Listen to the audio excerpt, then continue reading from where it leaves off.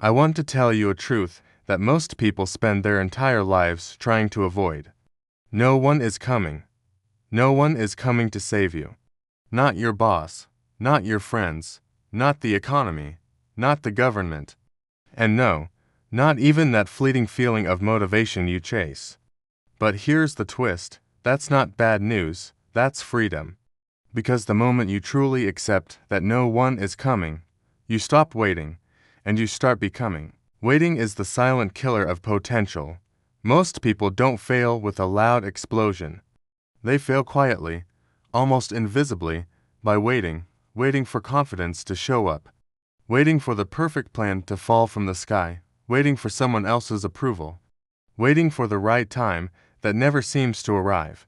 And just like that, years slip by while they're still on the sidelines, preparing to begin. But the truth is simple and brutal. You don't need permission to change your life. You need the courage to act while you're still uncertain. Think about it. America was built by people who acted before they were ready. Look at every single breakthrough story, every tale of innovation or triumph. They didn't have guarantees. They didn't have certainty. They definitely didn't have comfort.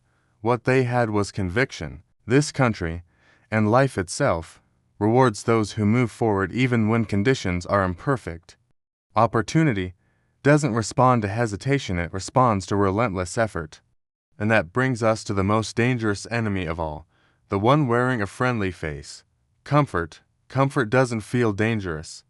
That's its trick. That's why it wins so often. Comfort whispers in your ear, just rest today. You've worked hard. You deserve a break. Don't worry. Tomorrow will be better. And suddenly, one tomorrow turns into a week, then a month, and then years disappear. Comfort steals your ambition so slowly you barely notice it, until one day, you look around and realize that average feels acceptable. If you want an uncommon life, you must reject a common routine. So, how do you bridge the gap between where you are and where you want to be? Discipline. Discipline is the bridge between your vision and your reality. Dreams are cheap. Anyone can have them, but discipline is expensive. It costs you sleep when you want to stay in bed. It costs you comfort when you want to take it easy. It costs you all of your favorite excuses. But the return on that investment, it pays in freedom. When you discipline your actions, you no longer need to wait for motivation to strike. When you control your habits, your future stops being a random roll of the dice and starts being a deliberate creation. You become what you practice daily. It's a law of nature. Your life isn't shaped by what you do occasionally, on a good day. It's shaped by what you do consistently, day in and day out, especially on the bad days.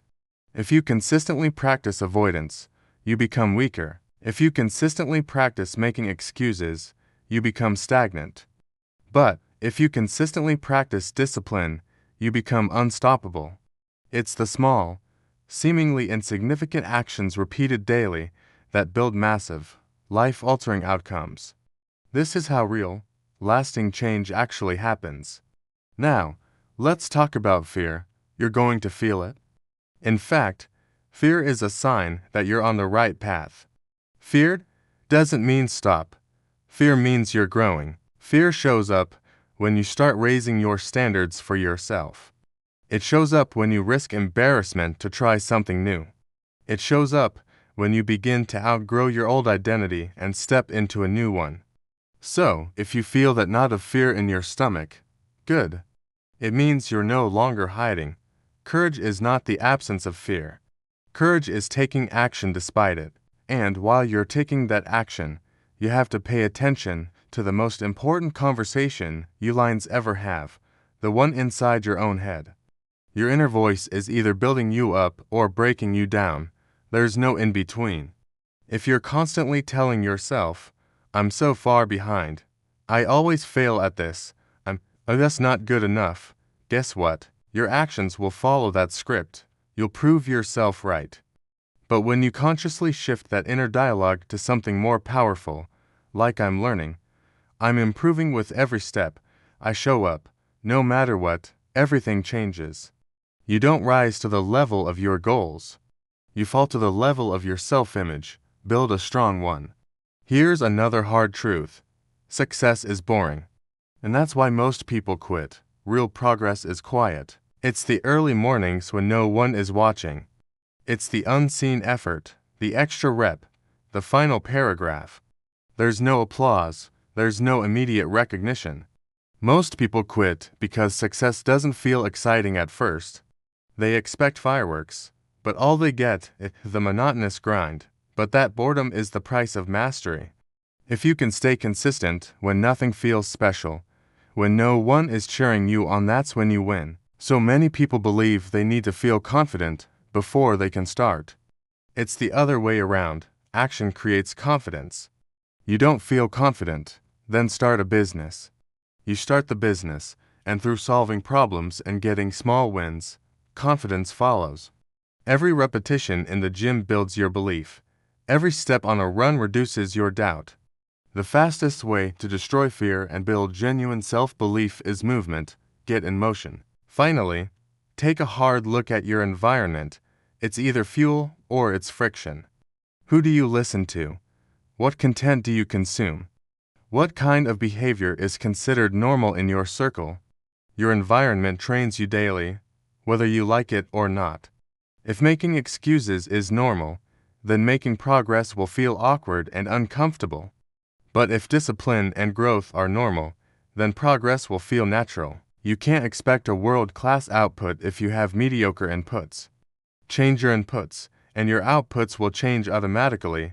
Everyone gets 24 hours in a day.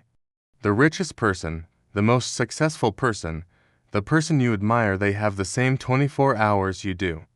What separates winners isn't time, it's priorities. Excuses always sound logical in the moment. Progress requires brutal honesty with yourself. At some point, you have to make a choice: comfort now or pride later. That single choice, made over and over again, defines your entire future. So this is the moment. This is the moment you stop negotiating with yourself. Stop bargaining with your goals. Stop lowering your standards. Decide who you are going to be and then act accordingly. The version of you that keeps the promises you make to yourself. That version wins. The version that keeps waiting for the perfect moment. That version is doomed to repeat the same year, forever. No one is coming, and that means everything is possible. It's all on you. Start before you're ready. Move before you feel confident. Act before the conditions are perfect. Your future isn't written in the stars. It's built by what you choose to do next. Go build it.